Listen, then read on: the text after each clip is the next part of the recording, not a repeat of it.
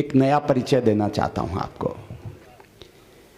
जब परिचय का वक्त था तो आदरणीय दुबे जी थोड़ा विलंब से थी फ्लाइट और मैंने बताया कि थोड़ा विलंब हुआ, लेकिन मैं आपको परिचय देता हूं हजारों की भीड़ में जिनको मैंने बहुत उल्लास के साथ सुना है, बहुत उल्लास के साथ सुना है।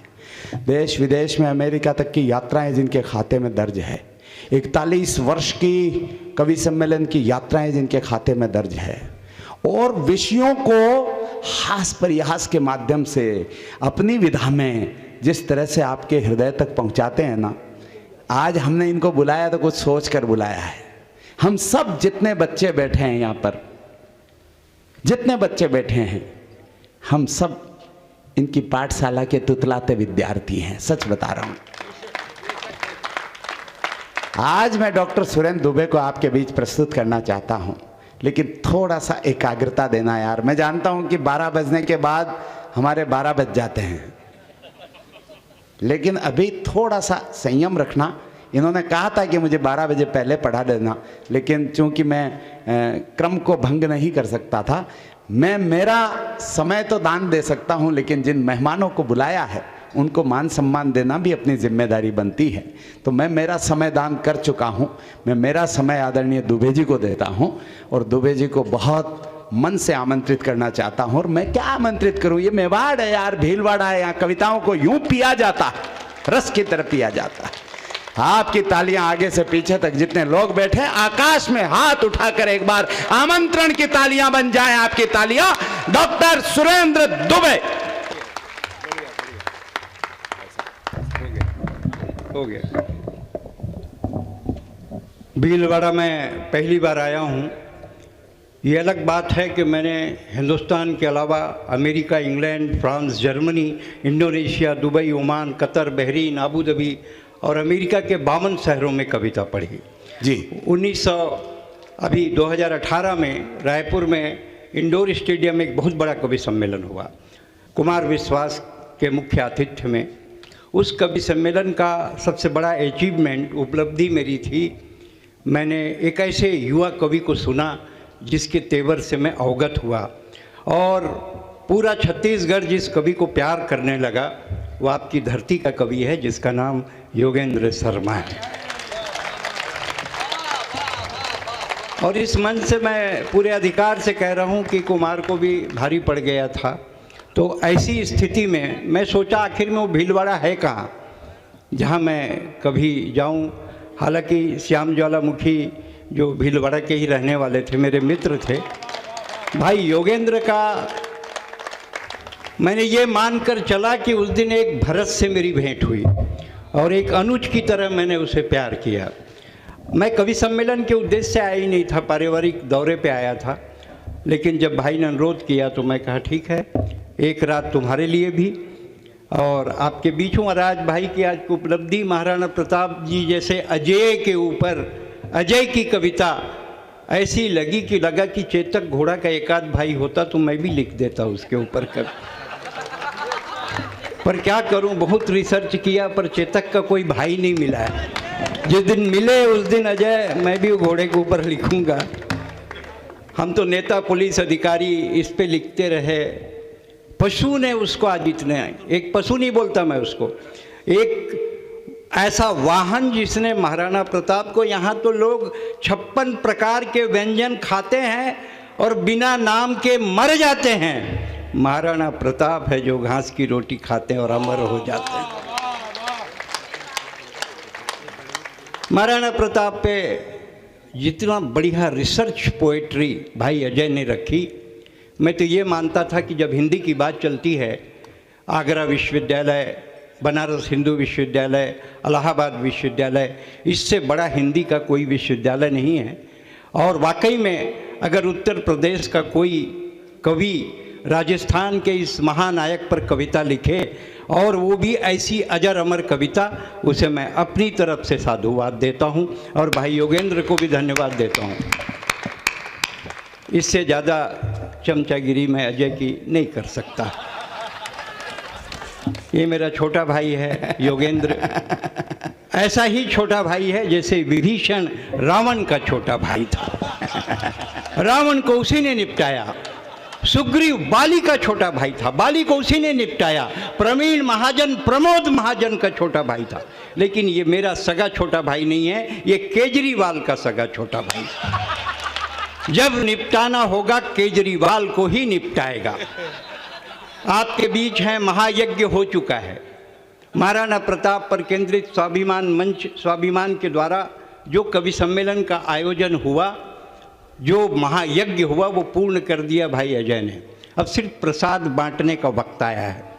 प्रसाद हमेशा मीठा होता है और मैं बांटूंगा तो मीठा ही बांटूंगा, क्योंकि ब्राह्मण खाता भी मीठा है और बांटता भी मीठा है। लोग बोलते हैं ब्राह्मण ज़्यादा खाते हैं, ब्राह्मण ज़्यादा नहीं खाते हैं, ब्राह्मण अच्छा खाते हैं, और जब अच्छा बन जाता है तो ज़्यादा खा लेते हैं।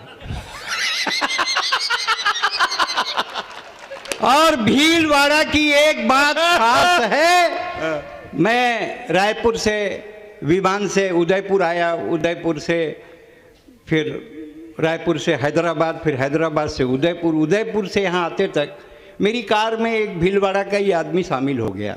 उसने जो कुछ बताया मैं आपके सामने रखता हूँ। भीलवाड़ा की एक बात खास है, यहाँ का आदमी एकदम झकास है। यहाँ का आदमी एकदम झकास है। मैंने पूछा कैसे, आपका बेटा तुतलाता है क्या? बोले हमेशा नहीं तुतलाता है, बोलता है तब तुतलाता है। जबरदस्त आत्मविश्वास है, इसीलिए भीलवाड़ा का आदमी एकदम दोनों हाथ उठा के एकदम झकास है। ये रूस और यूक्रेन की लड़ाई के लिए मैंने उससे पूछा, यार यूक्रेन गरीब देश है, रूस समर्थ है, यूक्रेन कैसे जीत सकता है? भीलवाड़ा का दिमाग देखिए। उसने कहा कि अगर Ukraine hair and shoulder shampoo का घोल बनाकर टैंक में डाले और रूस पर छिड़काव करे तो जीत सकता है। मैं बोला कैसे?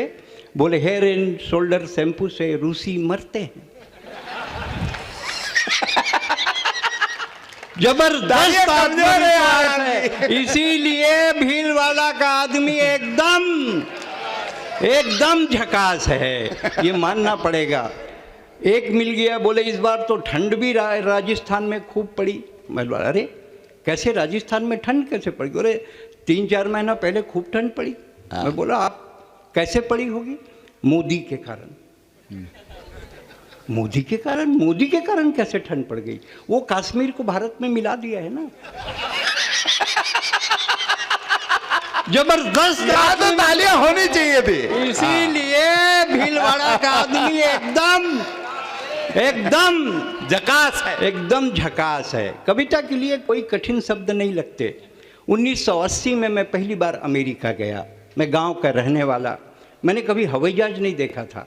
हवाई जहाज बहुत देर तक सड़क में चलता है, हमको लगा ठग दिया। एयर होस्टेस को बुलाया और कहा भौजी इसका मामला इज्जत से बात करना चाहिए। मैंने कहा भौजी पैसा हवाई जहाज का लिए हैं, सड़क ले जा रहे हैं। नहीं ये रनवे है, थोड़ी देर बाद टेकअप होगा। थोड़ी देर बाद हवाई एक दूसरी एयर होस्टेस आई। हमने कहा काकी, उसका उम्र ज्यादा था, एयर इंडिया का था।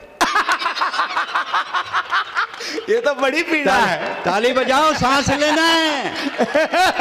बोले काकी, बोले वो एयर इंडिया का था। हम कभी डोमेस्टिक में नहीं बैठे थे। योगेन को फ़ोन किया, डोमेस्टिक में बैठने का सिस्टम क्या है? बोले कुछ नहीं, टिकट कटाओ, घंटी बजाओ, खाओ, सब टिकट में जुड़ा है।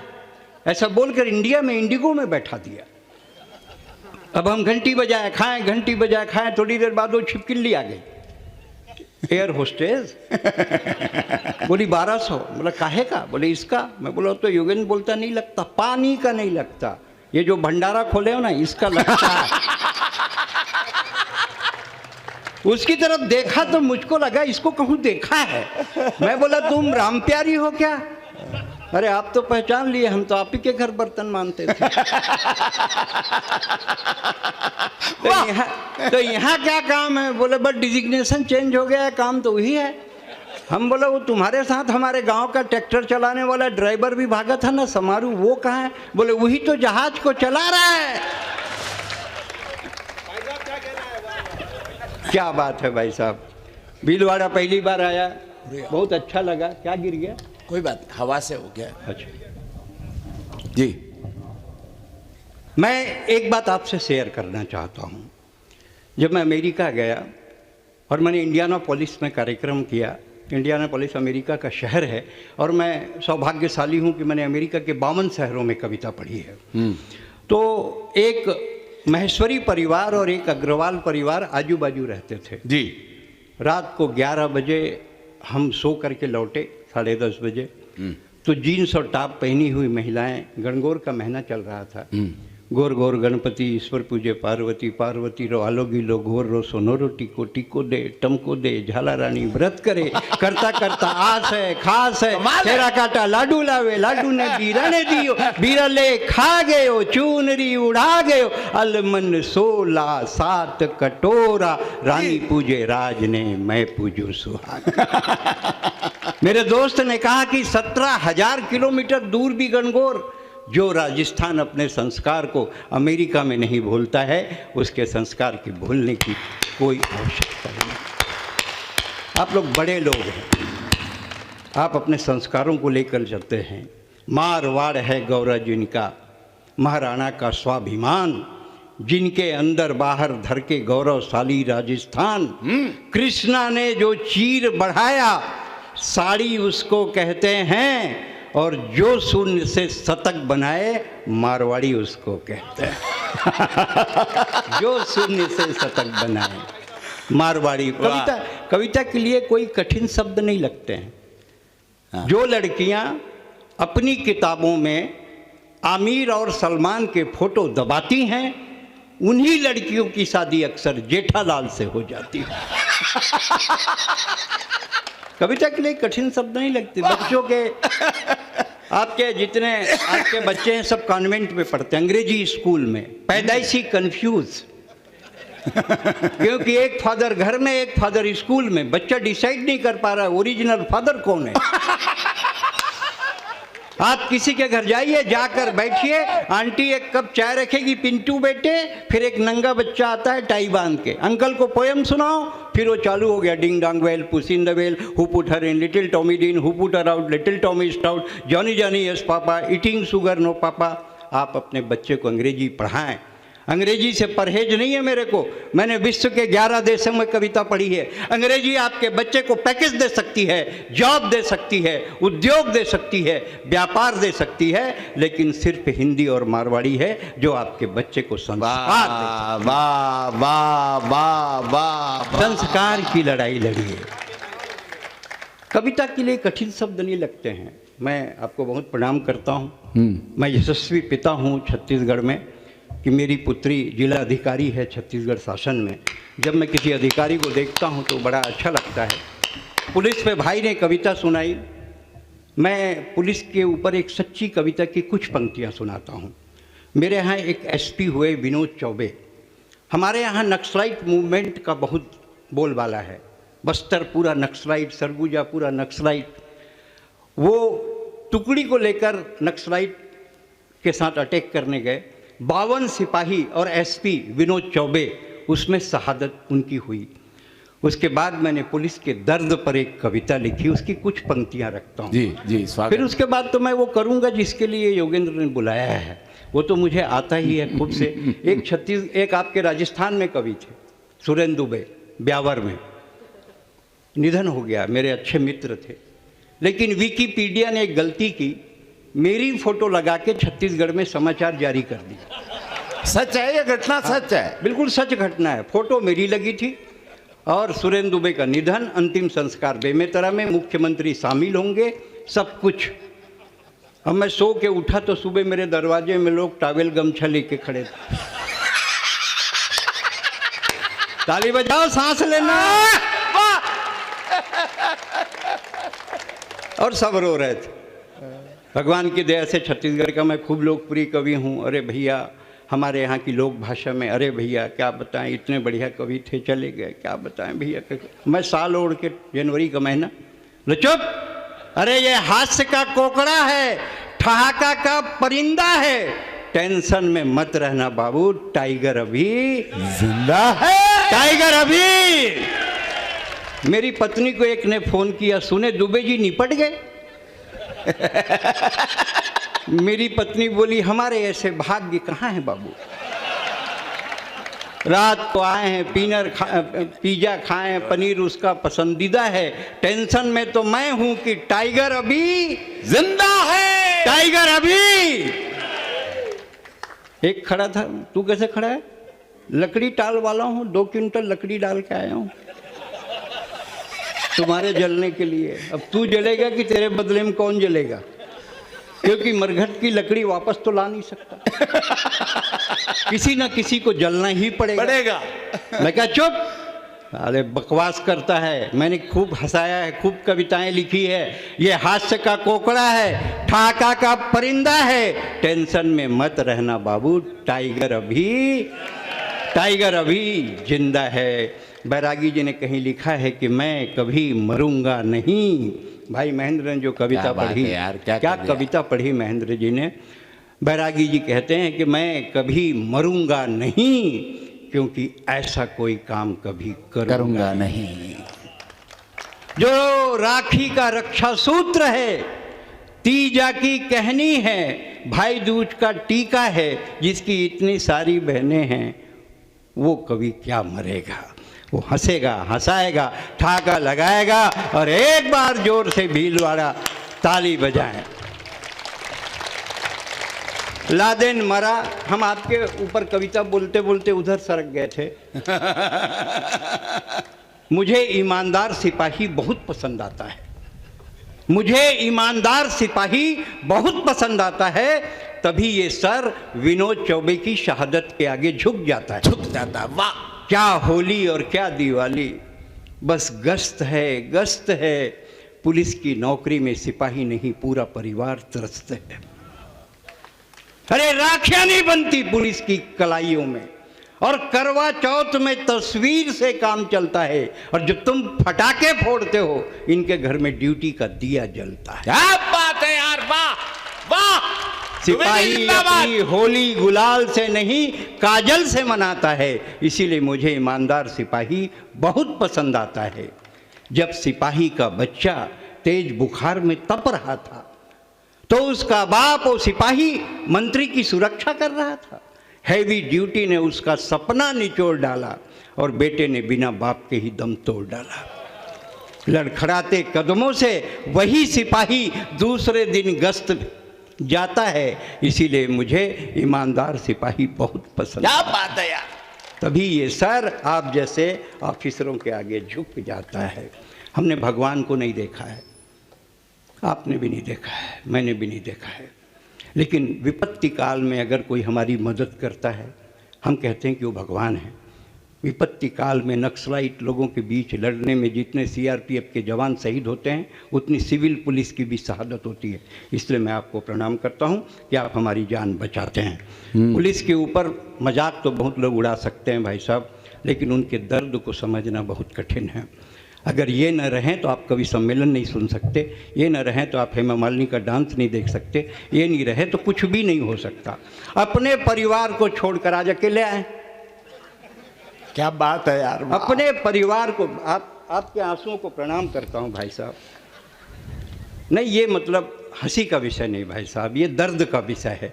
जब रिटायर पुलिस का तो हाल बेहाल होता है, न चूल्हे में आग होती है, न कनस्तर में अनाज होता है। इससे भी ज़्यादा बदतर होती है लोगों की नज़रें। हर पल एहसास दिलाती हैं तुम्हें तुम्हारे पाप का फल सहना है। तुम्हारे बदन ने 62 बरस तक खाकी का ड्रेस क्यों पहना है। और लाखों लावारिस लाशों को ठिकाना लगाने वाला वो सिपाही कभी कभी लावारिस मर जाता है। इसीलिए मुझे ईमानदार सिपाही बहुत पसंद आता है। इसीलिए मुझे ईमानदार सिपाही बहुत पसंद आता है। लादेन मरा, मैं इधर का, मैं दोनों साइड से लेवल करता हूँ, क्योंकि मैं व्यापारी आदमी हूँ। ग्राहक वापस नहीं जाना चाहिए, चाहे सूट ले जाए या चड्डी बनियान, मतलब जाए। लादेन मरा, हम बहुत, मैं आपको एक चीज़ बताऊँ, आज भगवान राम के बारे में बहुत चर्चा हुई, कृष्ण के लिए भी चर्चा हुई।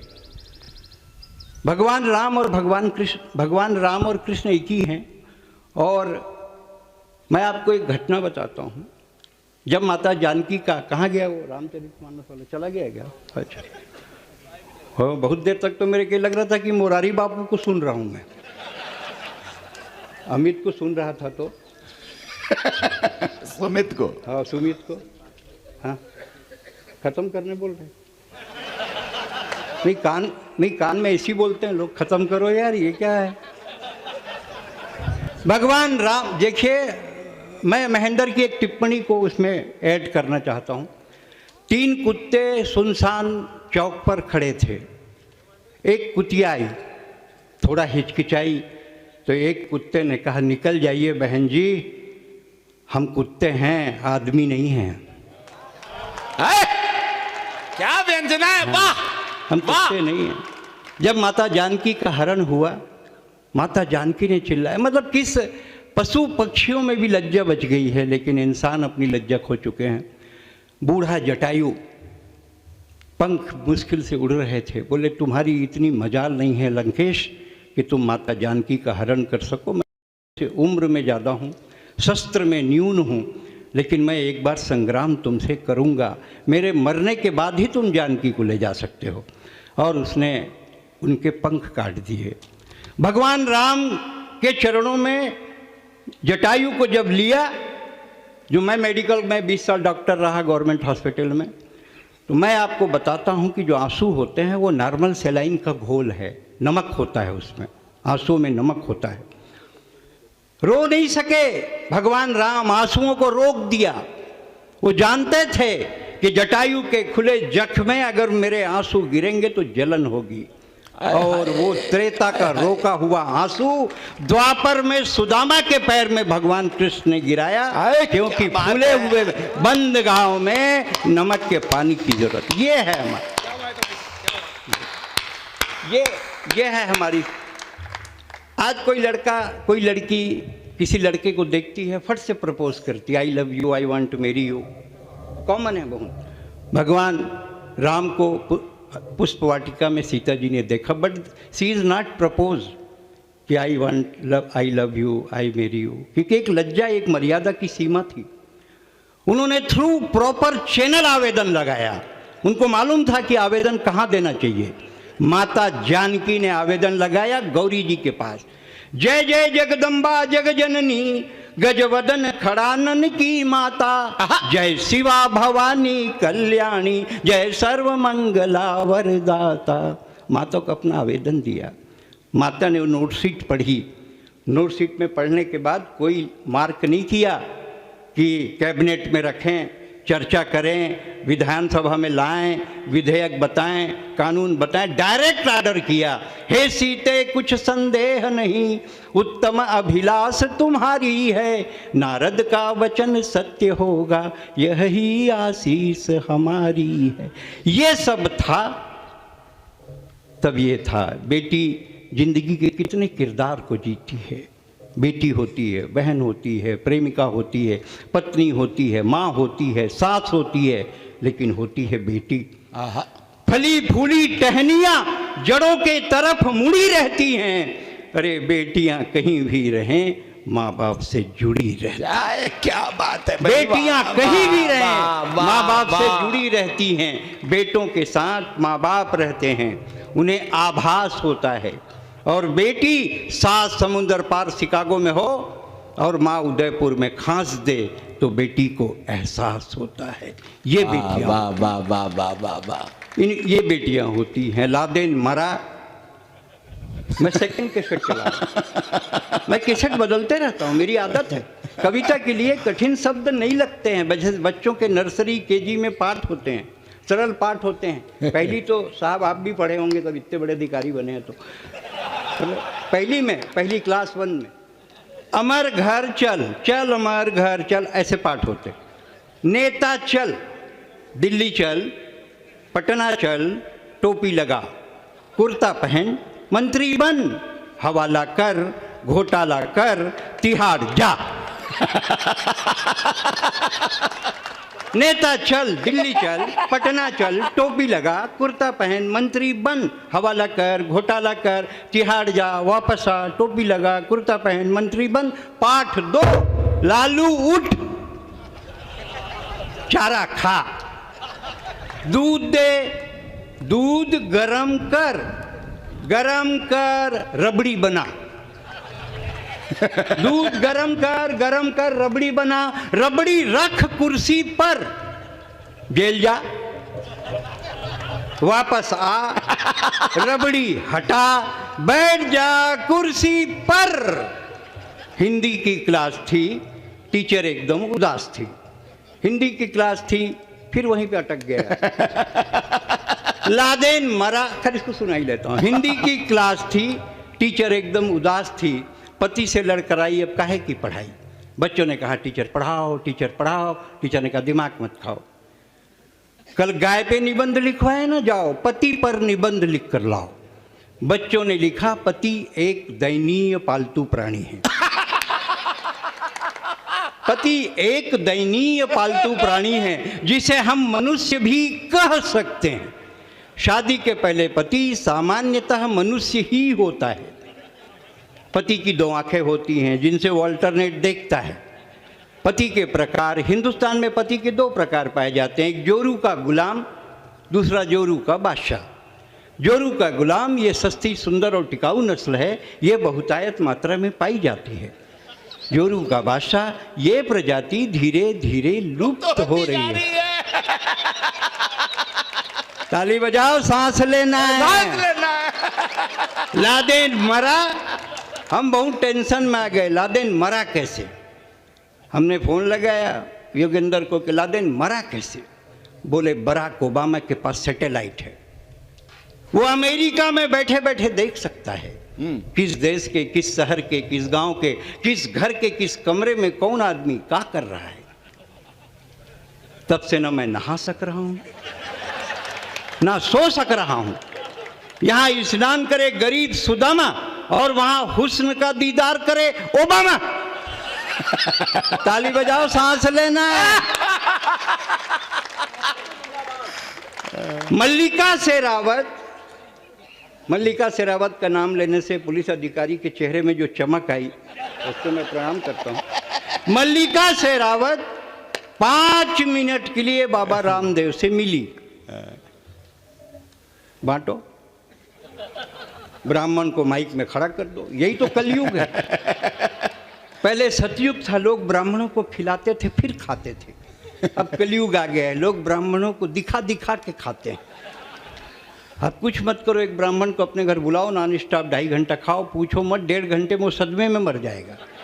पोस्टमार्टम में भी पता नहीं चलेगा कहाँ पर था, हो गया। और सब ऊपर वाले ही खा। मल्लिका शेरावत 5 मिनट के लिए बाबा रामदेव से मिली। बाबा की एक आंख बंद हुई जो आज तक नहीं खुली।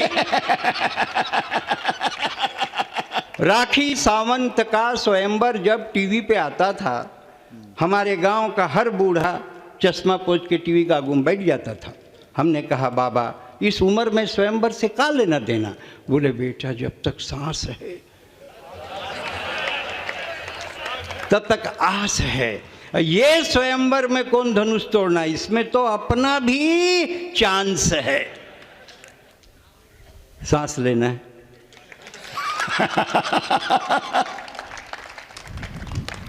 2 साल पहले एक घटना घटी। एयर इंडिया के पायलट ने एयर होस्टेस को छेड़ा। भाई साहब, मैंने दिल्ली में पायलट को घेरा। हम पैसेंजर हैं जी, टिकट हम कटाते हैं और सुविधाओं का लाभ आप उठाएंगे तो हम सुविधा लेने कहाँ जाएंगे। बड़ी अजीब स्थिति है भाई साहब। देश की समस्याएं जहाँ खोदो वहाँ मंदिर निकल रहा है, वहाँ भगवान निकल रहे हैं। अब तो वो भी डरते हैं। हम मुसलमान के खिलाफ नहीं हैं। एक बात मैं आपसे शेयर करता हूँ, हम मुसलमान के खिलाफ नहीं हैं, लेकिन हम हर उस आदमी के खिलाफ हैं जो हिंदुस्तान के खिलाफ है। वाह वाह वाह, जय। लोग कहते हैं मोदी के आने से क्या फर्क पड़ा। मोदी के आने से बहुत फर्क पड़ा है साहब। मैं अमेरिका 5 बार गया हूँ, जब मोदी जी प्रधानमंत्री नहीं थे तो भी गया हूँ। न्यूयॉर्क टाइम्स में कॉर्नर में मैटर आता था भारत के प्रधानमंत्री यूएस में, और जब मोदी जी न्यूयॉर्क आए उस समय भी मैं अमेरिका में था। एक पेज का विज्ञापन आया, लगा कि भारत कोई देश है, ये है मोदी।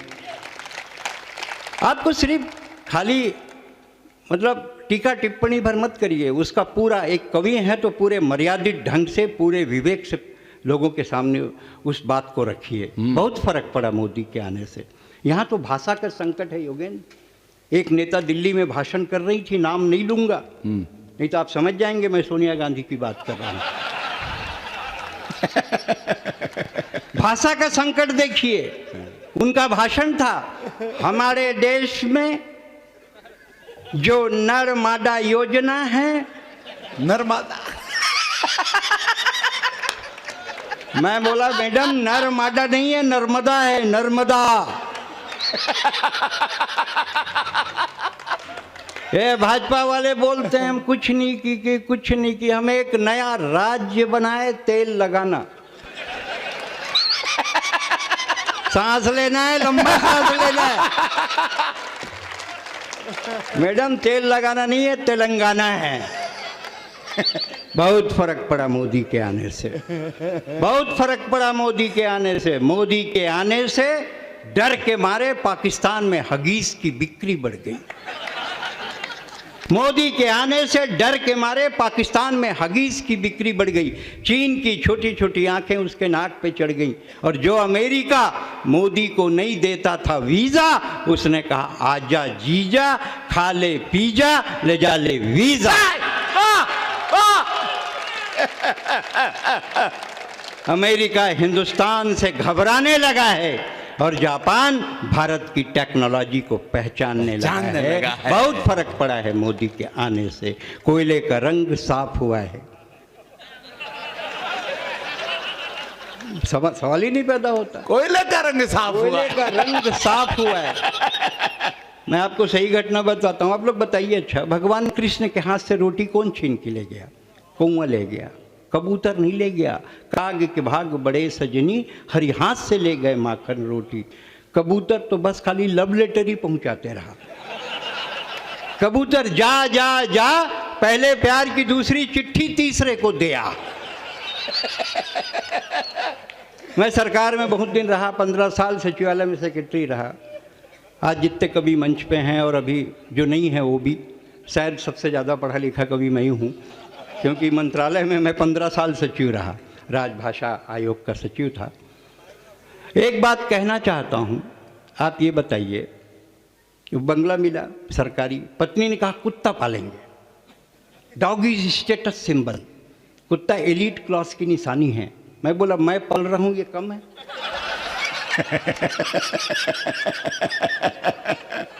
इसके बाद मैं सांस लेता हूँ।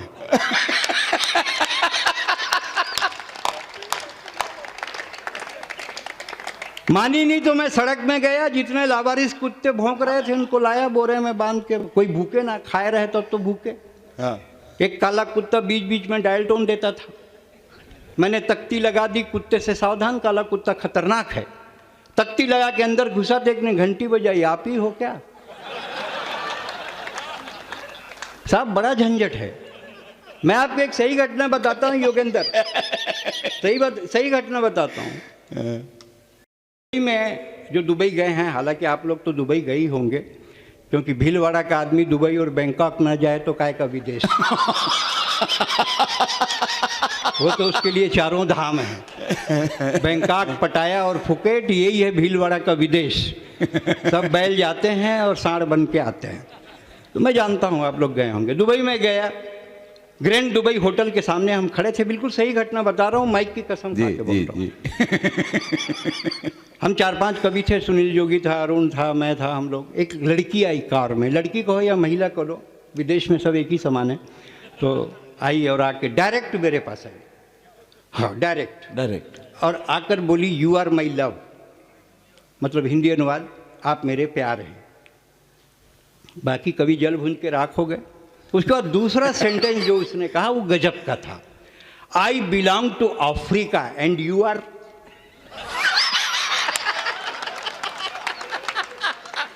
आई belong to Africa and you are. मैं समझ गया कि छोरी धोखे में आई है। कुंडली मिला के तो बहुत ब्याह देखा, साला पहली बार कलर मिला के देख रहा हूं।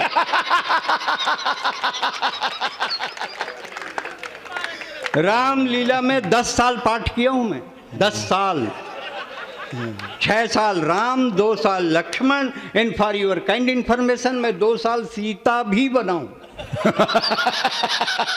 और सीता हरण के दिन जब रावण आया अपना आइडिया ड्रॉप कर दिया, इसको क्या ले जाना। तो मैं बोला बिना पैसेंजर के प्लेन क्यों ले जा रहे, एक सवारी तो बैठा लो।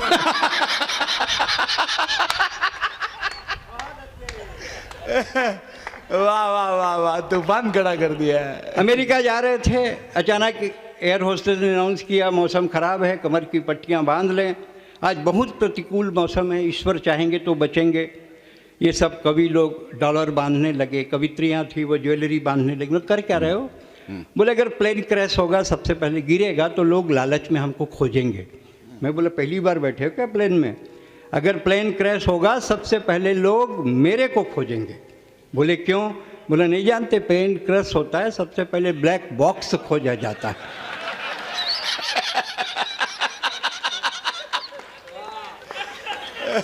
सांस लेना है।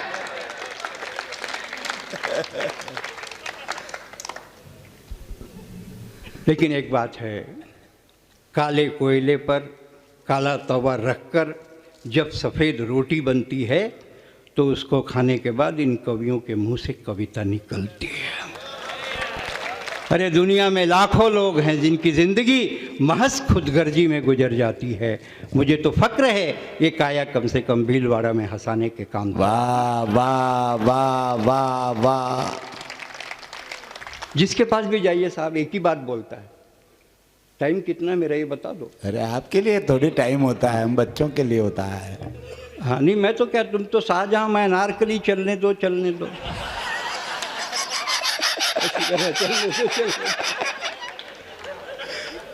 वहां से ऐसे हाथ हिला रहा है जैसे चलने दो अनारकली। नहीं उतना ही चलेगा जितने ये कई लोगों को बता चुके कि कितना पढ़ना है। ये कई लोगों को बता चुके, आपको सुन रहे हैं। जितने लोग बैठे हैं, मेरा दावा है दिन में 20 बार, including yourself sir, I very honored you, तो दिन में 20 बार बोलते हैं टाइम नहीं है। हर कोई बोलता है, भाभी जी थे भी बोलती होगी, मैंने थाने पूरा विश्वास है। हमारे पास तो टाइम ही को नहीं, कहीं बताऊं, मरने में भी फुर्सत नहीं है। मैं बोला 2 मिनट तो निकाल ले उसके लिए, मरने के लिए उसके लिए भी टाइम नहीं है। हर मतलब ये सामान्य डायलॉग है महिलाओं की, मैंने तो मरने की भी फुर्सत को नहीं। मैं बोला भाभी जी थे तो टाइम निकाल ही लो आज 1 आध घंटा, पूरा फाइनल प्रोग्राम कर ही लो। पूरा देश कहता है टाइम नहीं है, टाइम नहीं है, टाइम नहीं है, और हमारी आबादी 130 करोड़ हो गई। सांस लेना है, बड़ा पंच है भाई, वाह। टाइम नहीं है, टाइम नहीं है, और हमारी आबादी 130 करोड़ हो गई। टाइम नहीं है तो इतनी, तो टाइम मिल जाए तो कितनी।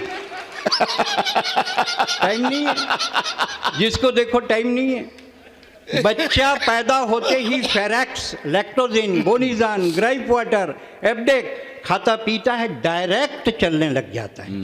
उसकी माँ कहती मेरे बेटा, मेरे कान्हा, मेरे लाल, घुटनों के बल चल, थोड़ी बाल लीला कर। बच्चा कहता माँ तेरी बात सही है पर मेरे पास टाइम नहीं है। आजकल लड़के लड़कियां माँ बाप का नाम नहीं पूछते, मोबाइल का सीरीज पूछते हैं। 2 लड़कियां जा रही थी आपस में बात, तेरा कौन सा?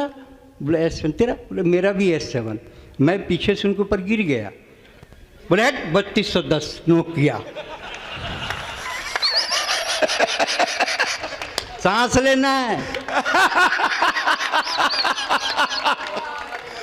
3210 नोकिया। मैंने कहा हाँ मैं 3210 नोकिया हूँ, मेरी खपत बहुत कम है, पर एक बार बैटरी को चार्ज करके देख, इस बैटरी में बहुत दम है। टाइम नहीं है, टाइम नहीं है, टाइम नहीं है, टाइम नहीं है, टाइम नहीं है। आप जिंदगी भर बोलिए टाइम नहीं है, लेकिन अगर कोई बेबस औरत सड़क पर इज्जत बचाने के लिए गुहार लगाए, कोई अंधा सड़क पार करने के लिए लाठी थमाए, कोई विदेशी सरहद पार करके हिंदुस्तान में घुस जाए और भारत मंच अगले कवि सम्मेलन में आपको बुलाए, तो आप मत कहिएगा कि मेरे पास टाइम नहीं है। कविता ख़त्म होती है, एक बार आसमान तक हाथ उठा के तालियां बजाएं।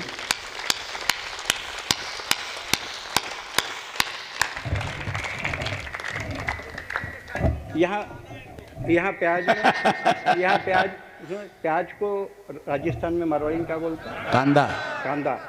और कुत्ते को कुत्ता, गंडक, गंडक कुत्ता। कुत्ते में भी चलता है, कुतरा भी चलता है। हाँ, जब चला लेता हूँ मैं। कार्यक्रम को देते हैं गति और आइए खेलते हैं कार्यक्रम कौन बनेगा करोड़पति। 1000 के लिए ये रहा सवाल आपकी टीवी स्क्रीन पे। दारू पीने के बाद सबसे ज़्यादा कौन चीज़ जरूरी है? A gulab jamun, B rasgulla, C peda, D कांदा।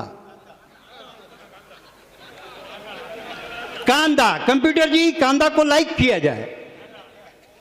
आप जीत गए 1000। जिन्होंने कहा वो 5000 के लिए ये रहा सवाल कंप्यूटर स्क्रीन पे। दारू पिए सड़क किनारे पास पड़े आदमी के पास सबसे पहले कौन जानवर जाता है? ए गाय, बी बकरी, सी बैला, डी कुत्ता। कुकरा, कुतरा। सबसे पहले जाता है कुतरा, वही देखता है टुकड़ा टुकड़ा, फिर कम दबाव का क्षेत्र बनाता है।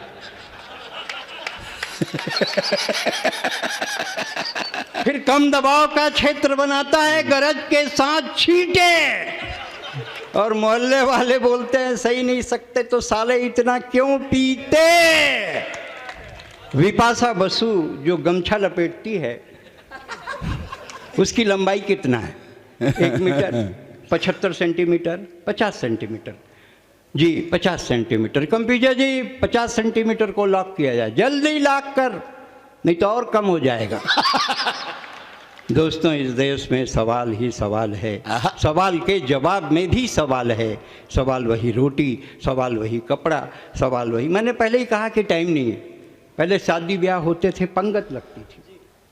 अब भाई साहब तंबू लगा देते हैं, जाओ हिम्मत दिखाओ और खा के आ जाओ। उसको बफे बोलते हैं।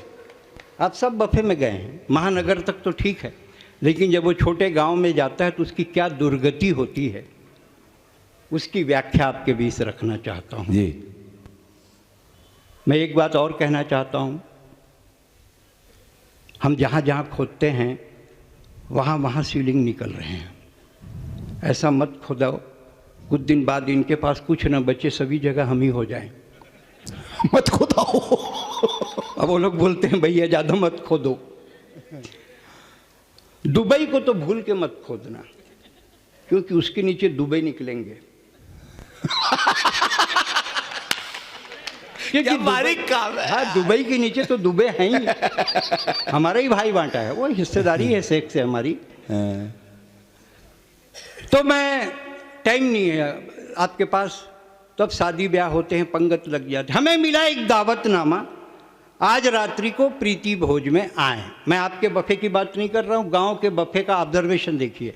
हमें मिला एक दावतनामा, आज रात्रि को प्रीति भोज में आए, गिद्ध भोजन, बफे सिस्टम, झपटें और खाएं। बफे सिस्टम नहीं है, बफेलो सिस्टम से कम।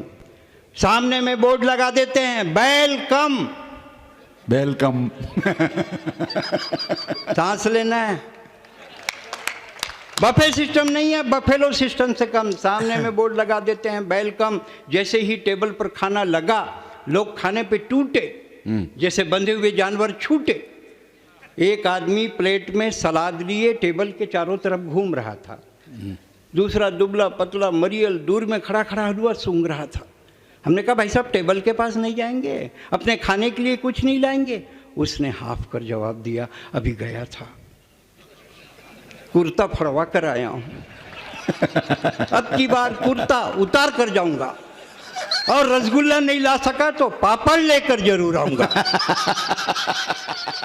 एक महिला अपने बच्चे को मार मार के खिला रही थी, आइसक्रीम खिला के कॉफी पिला रही थी, कह रही थी पी, कम वक्त पीता भी नहीं, 501 रुपया दिए।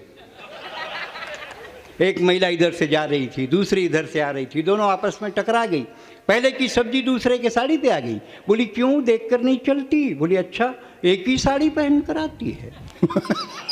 ये मेरी तीसरी साड़ी है, आइसक्रीम खाने जा रही हूँ, सलवार सूट पर्स में ले जा रही हूँ। बच्चे ने रोते रोते अपनी माँ से कहा मम्मी मम्मी बाथरूम जाना है। उसकी मम्मी जलाई नॉनसेंस, सामने में खाना है, तेरे को बाथरूम जाना है? अच्छा जा कोने में आंटी के पीछे खड़े हो जा। मम्मी आंटी के पीछे तो अंकल खड़े हैं।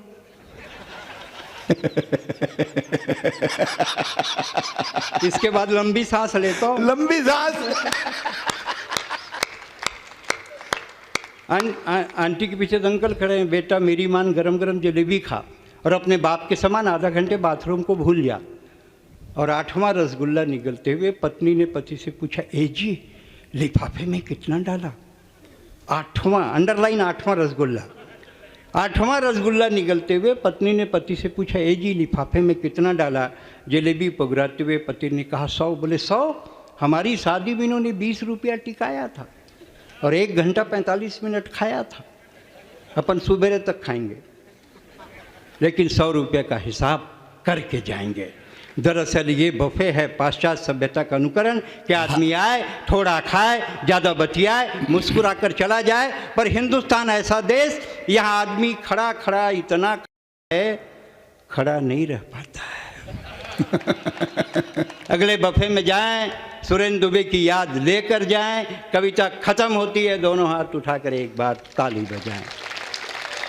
वेदांत हमारा स्वाभिमान, क्योंकि स्वाभिमान का जिक्र आया है इसलिए 4 पंक्तियां पढ़ता हूँ। वेदांत हमारा स्वाभिमान, शिष्टता हमारी सीता है, हर शब्द हमारा सिद्ध मंत्र, हर सांस हमारी गीता है। और बस 8 पंक्तियां मंच के लिए कि आखिर में हम किस पर कविता लिखें। हमारे लिखने से न सरकारें सुधरती, न समाज सुधरता, न व्यवस्था सुधरती। जो जा रहे हैं, जाने का समय भी हो गया, और जो जाने वाला चाहता है उसके कोई नहीं रोक सकता। 8 पंक्तियां सुन ले। जहाँ तेरा वजूद किस्तों में बिकता है, अरे बावला है रे जो कविता लिखता है। गरीबी के लिए बिक, महंगाई के लिए बिक, बेकारी के लिए बिक, अगर बच जाए जिंदा तो कविता लिख। बहुत अच्छे, वाह। मेरे खोखले शरीर में बहुत दम है, इस देश में कविता लिखना क्या आत्महत्या से कम है? तो कलम सलामत है मेरी, तो किस्तों में क्यों बिकूं? आप बोलिए भाई साहब, मैं किस पर कविता लिखूं? खाने से निकलती औरत के फटे आंचल पर, या अस्मत लुटाकर मिले मुट्ठी भर चावल पर, नेताओं के कुर्सियाना हवस पर, या भूखे बच्चों के बाल दिवस पर। अरे फुटपाथ में हूं तो संसद में कैसे दिखूं? आप बोलिए भाई साहब, मैं किस पर कविता लिखूं? आप बोलिए भाई साहब, मैं किस पर कविता लिखूं? योजनाओं की डंडियों पर, बदलते हुए झंडे और झंडियों पर, दीमक लगे संविधान पर, या जलते हुए हिंदुस्तान पर? अरे जिंदा हूं तो भीलवाड़ा में मुर्दा कैसे दिखूं? आप बोलिए भाई साहब। कमाल है अभिनंदन।